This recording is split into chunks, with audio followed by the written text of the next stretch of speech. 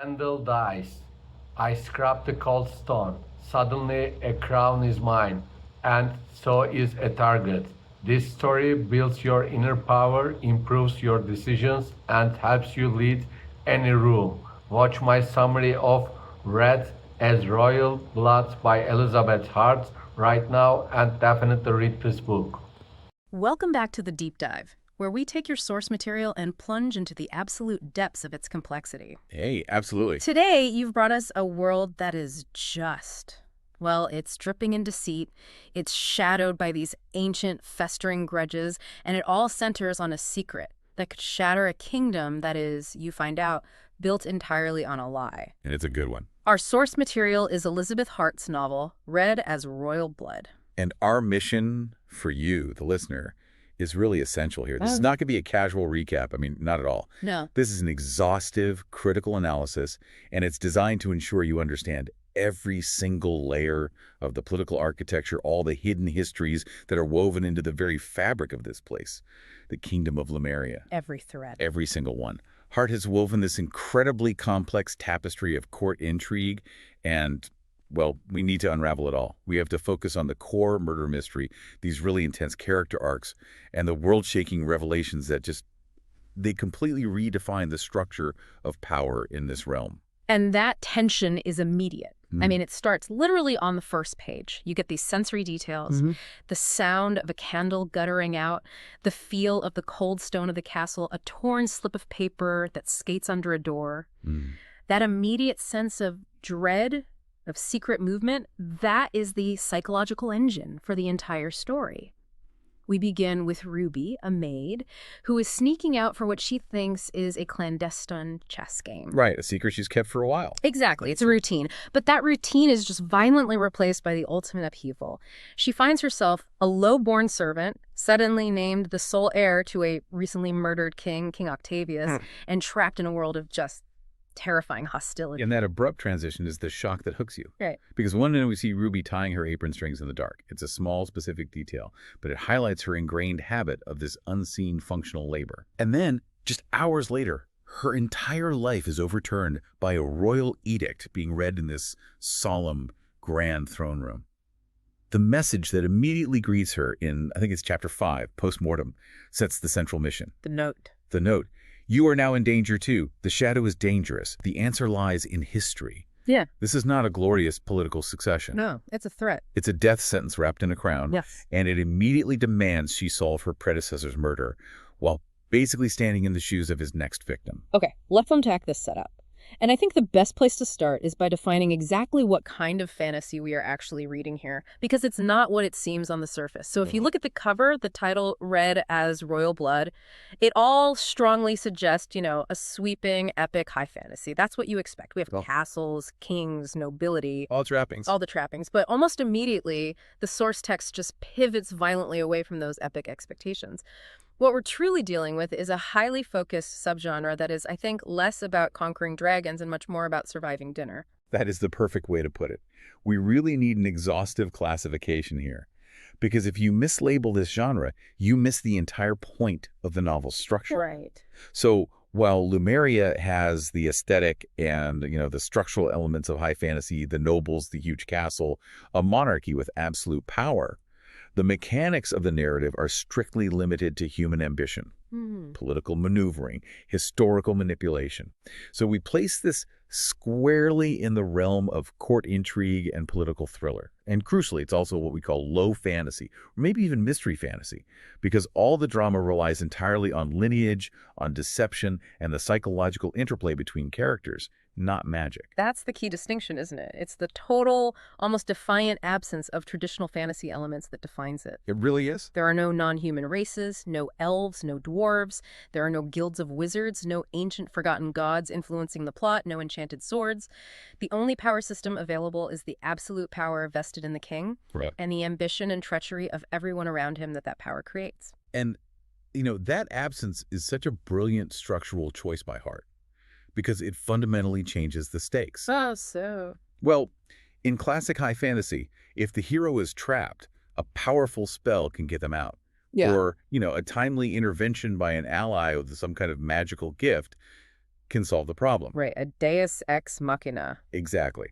But here, the solution to regicide has to be found in Soren's hidden journal. Or a cryptic note. A cryptic note, or Ruby's ability to read the dust on the floor.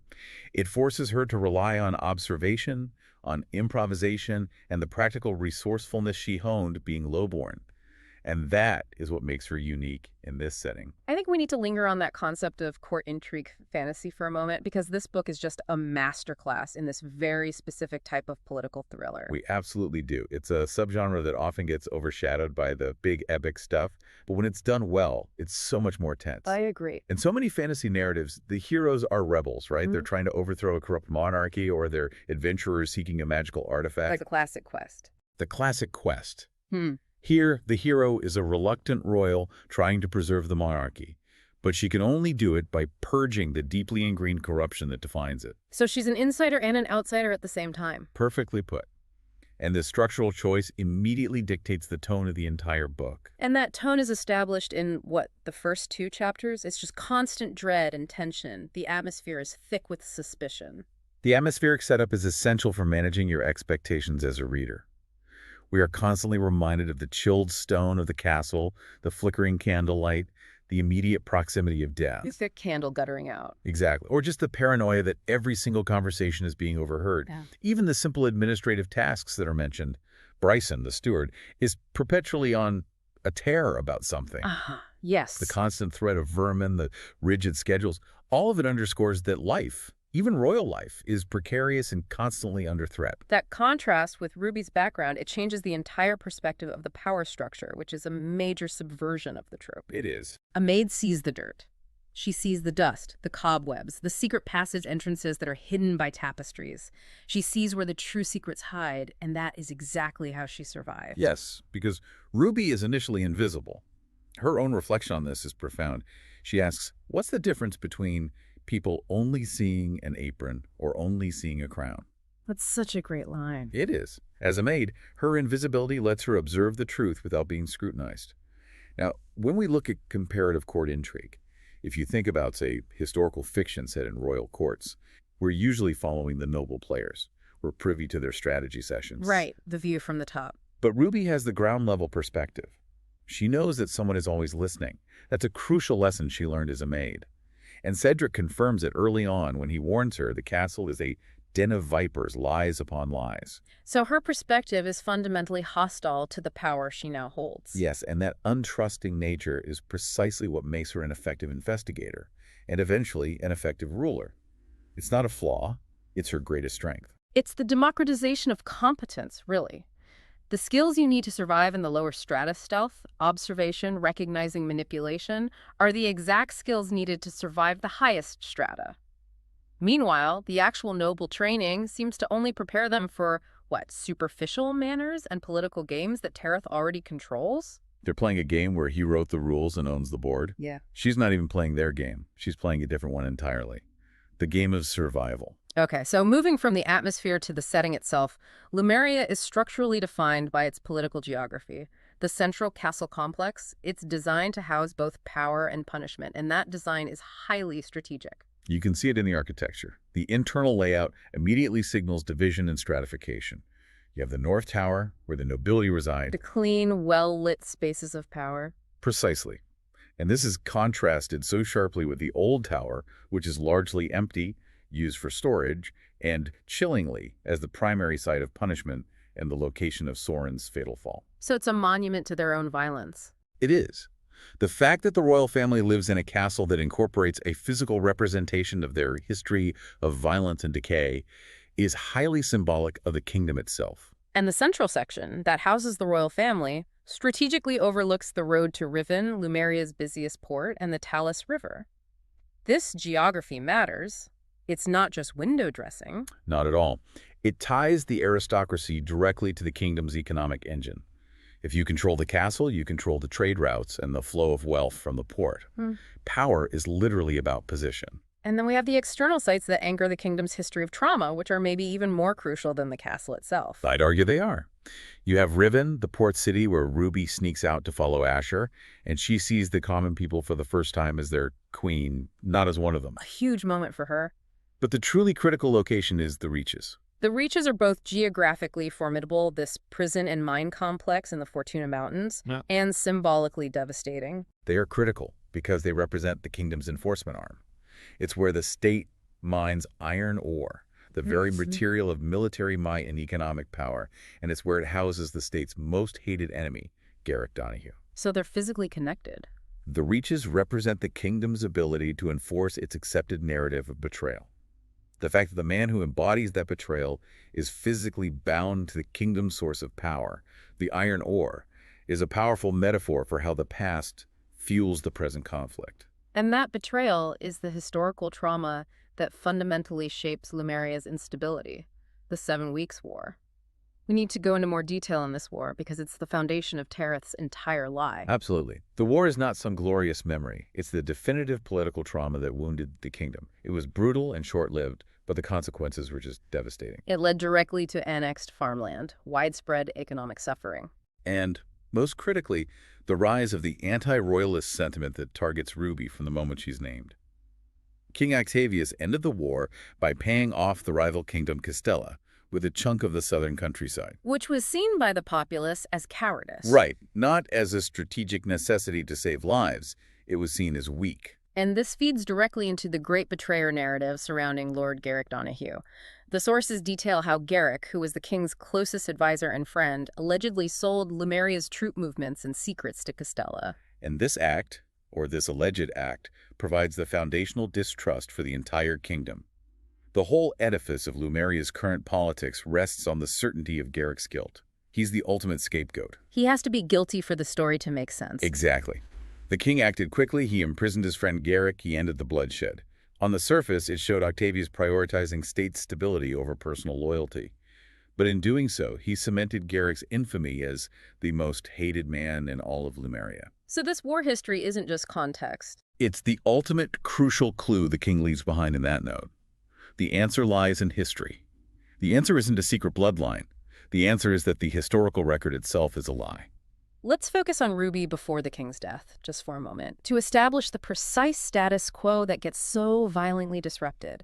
We know she's a maid, she's proficient in her labor, she can tie her apron strings in the dark, a small detail that suggests efficiency and speed. But she also harbors the significant secret intellectual life. She's resourceful and intellectually curious in a way that often defines the fantasy hero, doesn't it? She borrows books from the royal library, including these explicit romances she hides under her pillow, Yeah. which shows a desire for knowledge and, escape from her rigid life. But her real secret life is defined by her relationship with Prince Rowan, The chess games. the clandestine chess games in the stables. And this chess-playing ability is so much more than a hobby. It's the central metaphor for her inherent suitability to rule, and it's the key that links her directly to the king. It is. She thinks she learned from a tutor, she believes she was playing Rowan, and then she discovers it was the king himself all along.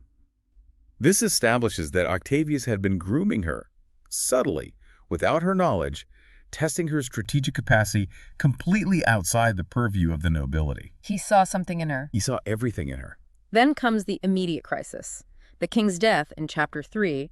King Octavius succumbed to an illness, or so Bryson the steward initially claims. Drake, the guard, found him dead in bed. A very clean, convenient story. And the reading of the edict immediately follows, naming Ruby as the new queen. This is a deliberate, calculated shock. It completely destabilizes the political landscape because, as the court believes, she has no connection to the king. And this is the moment we meet the central players in their immediate raw reaction, which is so key to setting up all the future conflicts. It's a perfect introduction. It is. You see Rowan's deep grief, which is compounded by the fact that he and the dead Prince Soren looked so similar. You encounter Asher's immediate, terrifying hostility. He just stares at her, dark through the firelight, and nearly chokes her, believing she is the murderer who destroyed his family's stability. And we can't forget Queen Orissa. Oh, the Dowager Queen. Her immediate icy disdain. You can practically see her calculating the political maneuverings required to keep her own children, and thus herself relevant in a kingdom suddenly ruled by a stranger. It's an explosive, chaotic introduction where the boundaries between grief, anger, and political ambition just completely collapse. They do. And layered beneath all that personal hostility is the explicit mission handed down by the dead king. That cryptic post-mortem note left for Ruby warns her, You are now in danger too. The shadow is dangerous. The answer lies in history. The note isn't a suggestion, it's a command. It's a command. It thrusts this unwary maid into a murder mystery where every single member of the royal family and their inner circle is a suspect. So if the king's note is the quest, then the world rules of Lumeria are the true magic system. It's a political structure designed to ensure only a certain type of person can hold power. It's rigid, but it's full of these exploitable loopholes. And those loopholes are the key to the entire conspiracy. Exactly. Let's critically examine the power of the Lumerian monarch. The rules demonstrate the absolute, almost divine power King Octavius possessed.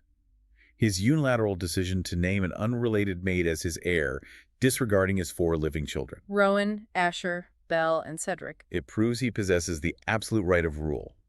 But this power, though absolute, is highly destabilizing and controversial. Wait, I want to pause on that. Octavius risks civil war immediately by naming an outsider heir. Even with his absolute power, was that politically feasible? It seems like an intentional move to invite chaos.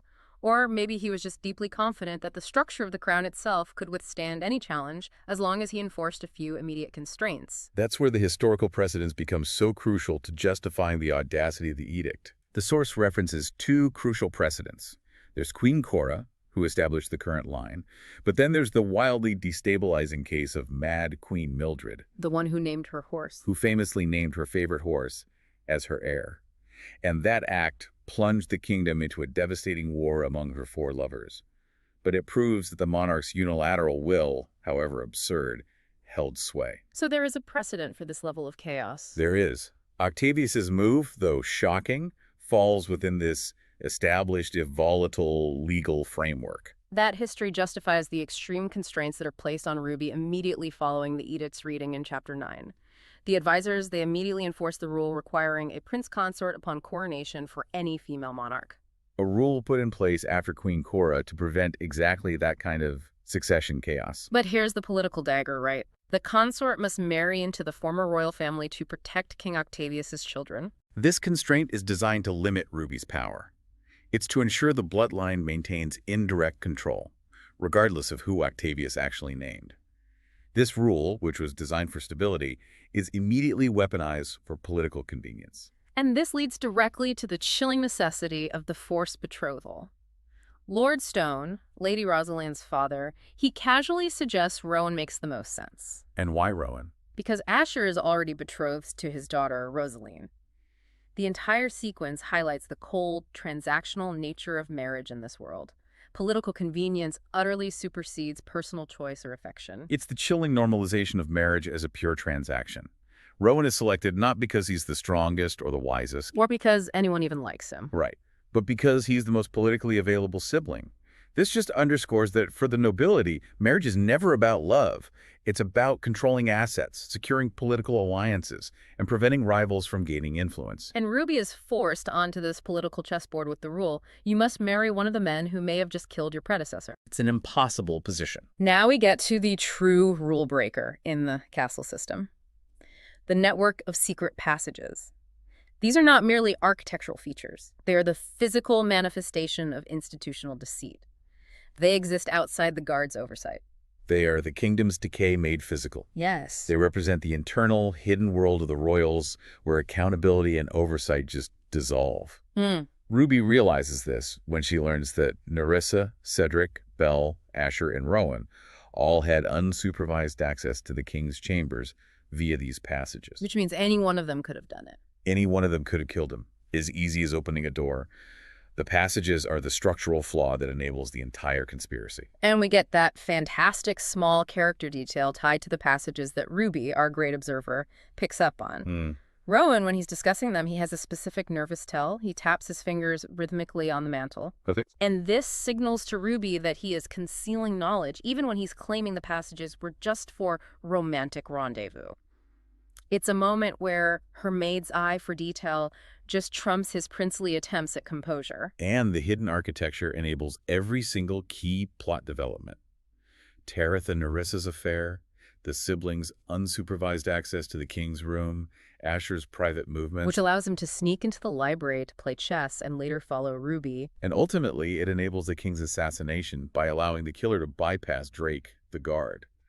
The castle itself is fundamentally hostile to truth because it was built to facilitate royal secrets. And this inherent hostility is confirmed by Cedric's chilling observation to Ruby.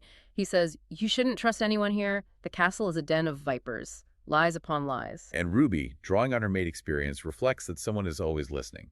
It confirms that her world is inherently hostile, regardless of whether she wears an apron or a crown. The deceit is the castle's operating system. And the passages are the hidden wiring. Exactly. So the initial investigation is stalled by this conflicting information about the king's death. Was it poison or was it force? Well, Drake, the guard, claims no one entered or exited the king's room.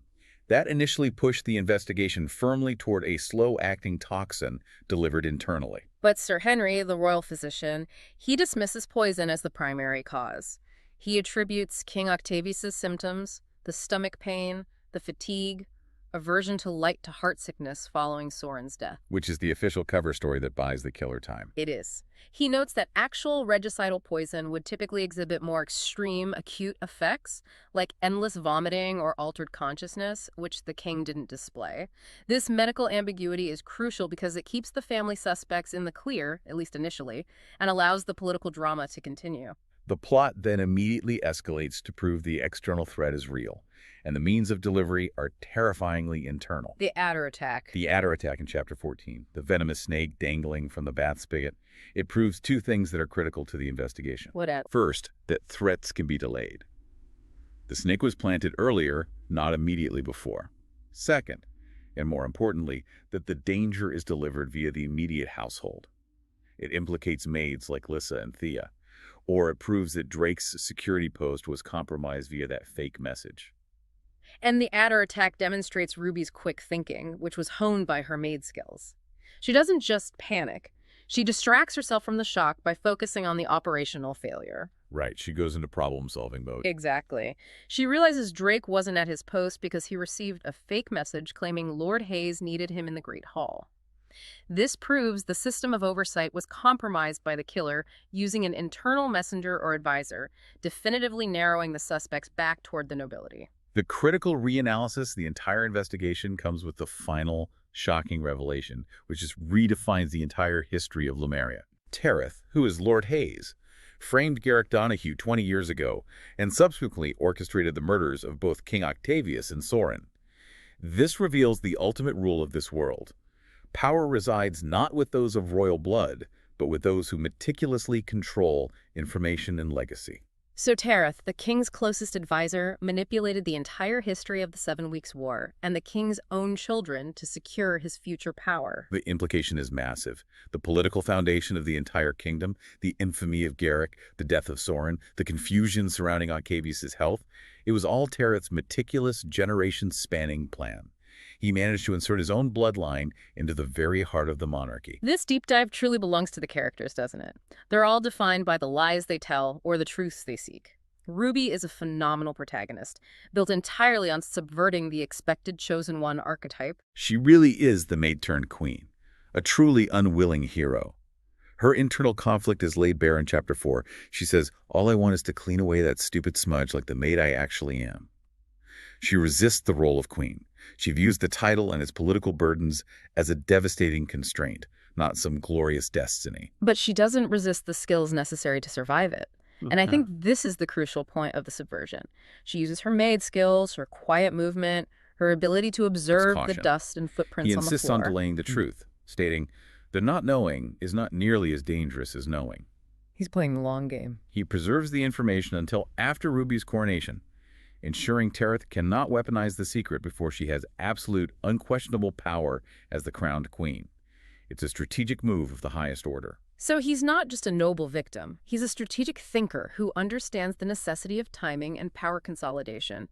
He understands the political chessboard even from a prison mind.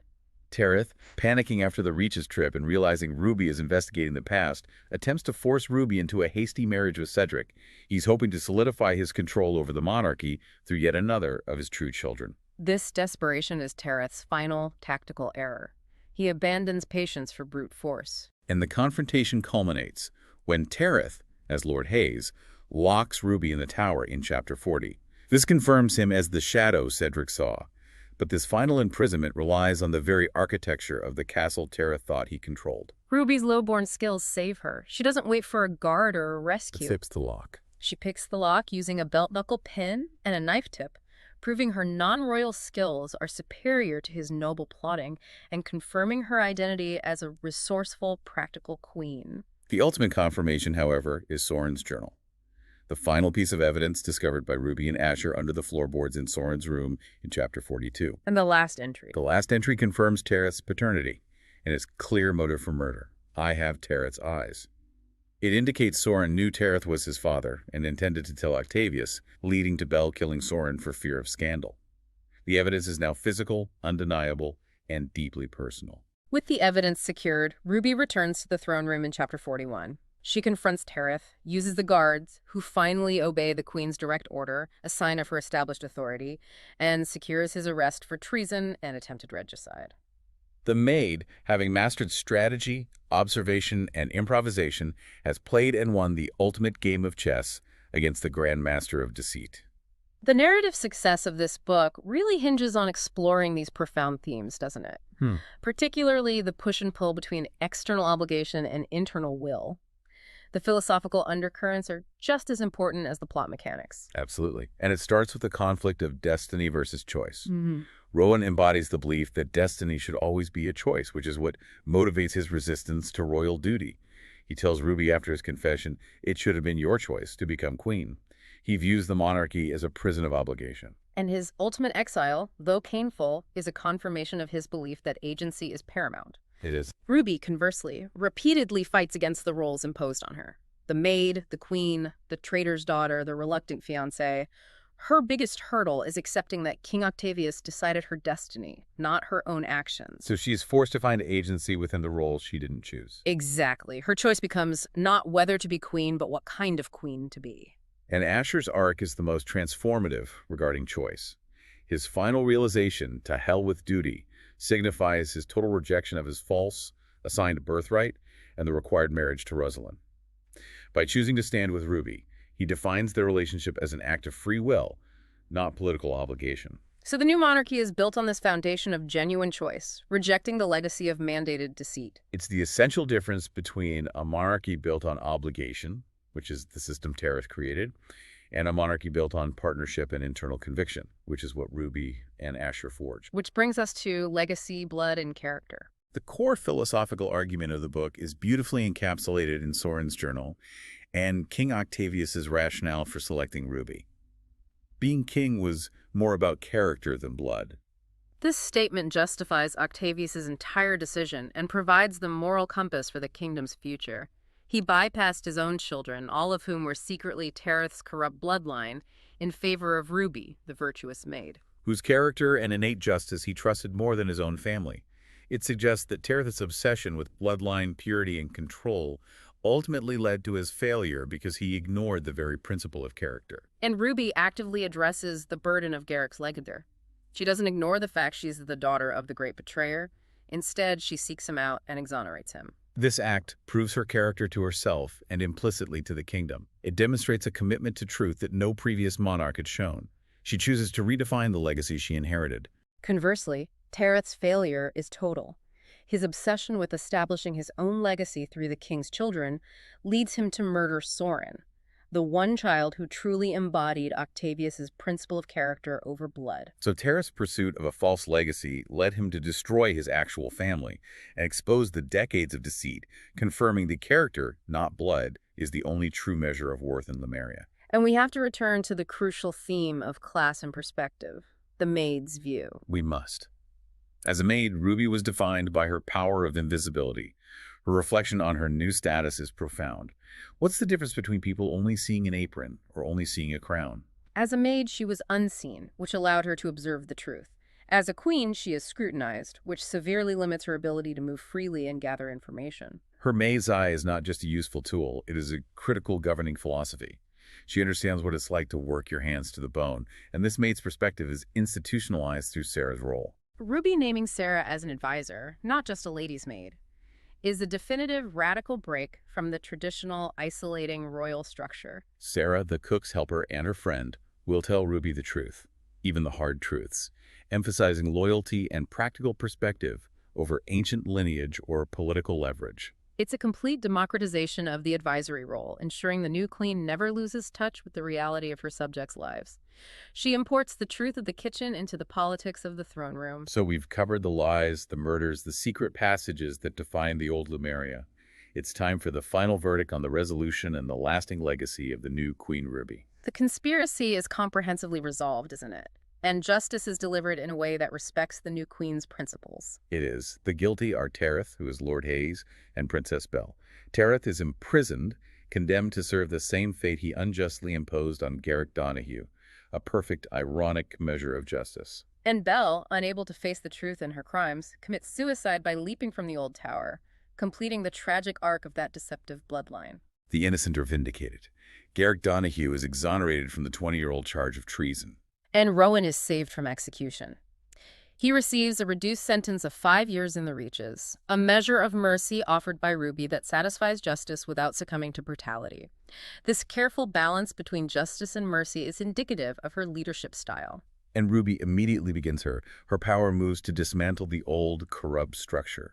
She replaces the corrupt advisors, Hayes, Stone, and Rutherford, with a new council, establishing a foundation built on loyalty, trust, and practical knowledge. Her choice of Sarah is the clearest statement that the kingdom will no longer be ruled by the deceptive standards of old nobility. Which brings us to the romance, from Hostility to Consort. The evolution of Ruby and Asher's relationship is perhaps the most satisfying part of the character arcs because it moves beyond simple political necessity.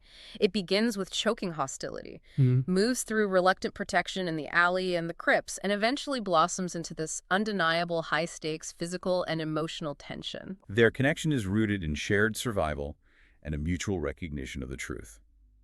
Asher transitions from believing Ruby is the murderer to realizing she is the only person fighting for the truth and integrity of the crown. He becomes her prince consort, an act of pure choice rather than political necessity.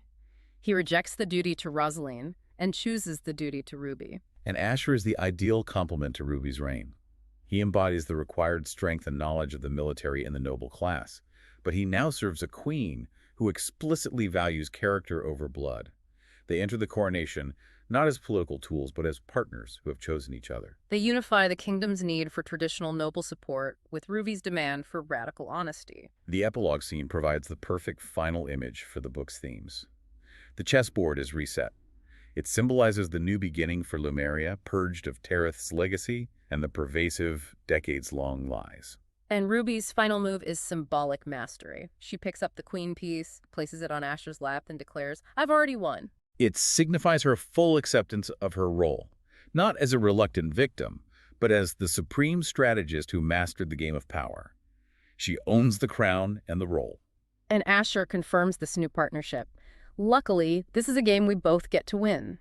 This final exchange confirms their relationship as a union of equals, built on mutual choice and partnership, rather than the political constraints that originally forced them together. The future of Lumeria is unprecedented. It is ruled by a queen with the background of a maid, married to the son of a traitor, advised by her best friend, who governs a kingdom exposed to the darkness of its past. It's a radical, character-driven revolution hidden inside a mystery novel. And the lasting impact of Red as royal blood is the satisfaction of the narrative resolution. Every single clue, the chess moves, Ruby's red pendant, the history of the 7 Weeks' War, the secret passages, was meticulously used to solve the mystery. The central takeaway for you, the reader, is the power of truth and character in a world built entirely on deceit. That was an epic deep dive into royal deceit and the power of a maid's eye. Thank you for sharing this phenomenal source material. And here's a final provocative thought for you to consider, building on the source material. The most profound secret in Red as royal blood was not who killed the king, but who Ruby truly was. Given the revelation that Asher and Belle were siblings children of Tareth, and that Ruby and Rowan were not, and that the original rule for female monarchs requires marrying into the former royal family, a family now known to be defined by deceit. How much of the future of Lumeria is still tied to the core deception of Octavius's marriage, even after Ruby's coronation? Does their new foundation of truth still rest on a lie of history? Something for you to mull or explore on your own? Indeed. Until next time, keep digging.